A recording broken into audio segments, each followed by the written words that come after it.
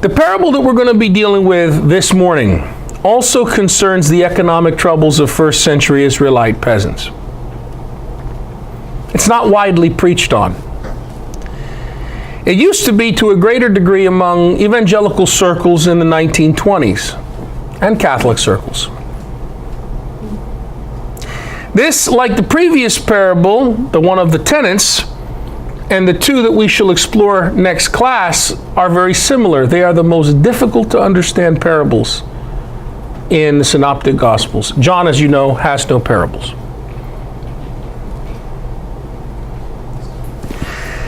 Turns out that Jesus had a lot to say about peasant economics. A scholarly exercise given to graduate students in a scripture course asked them to go through the Gospels and underline everything Jesus has to say about religion in blue. Next, the students were told to go through the Gospels, underlying everything Jesus says about money in red. The result: 3/4 of the Gospel texts are underlined red. So Jesus had a lot to say about peasant economics. The parable we're going to be looking at this morning is called the parable of the day laborers in the vineyard. We find this story only in Matthew chapter 20.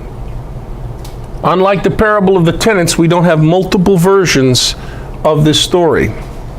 It does not occur in any other known gospel from the earliest Jesus groups, neither canonical or extra-canonical.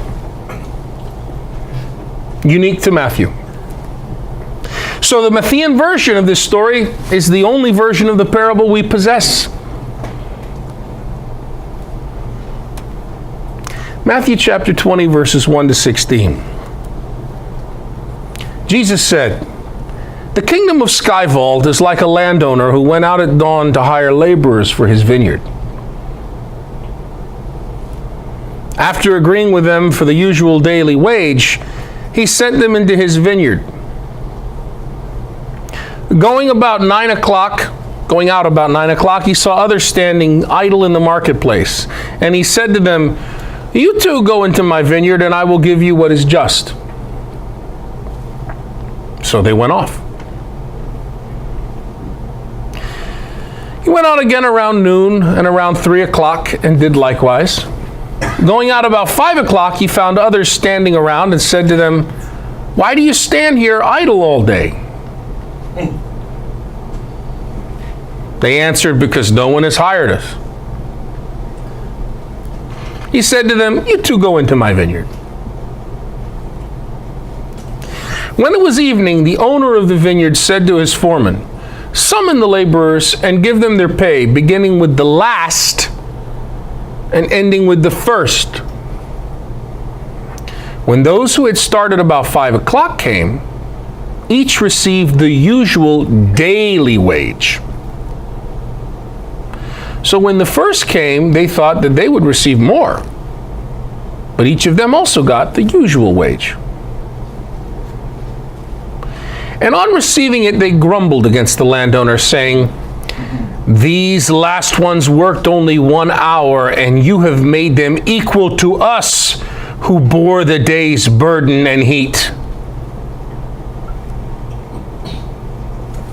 He said to one of them in reply, 'My friend, I am not cheating you.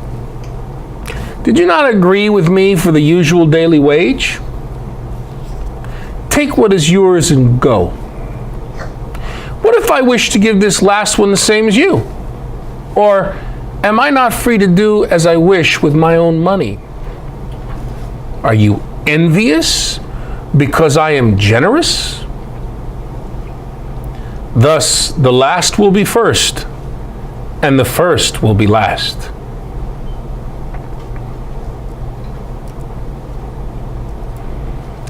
Got a question for you.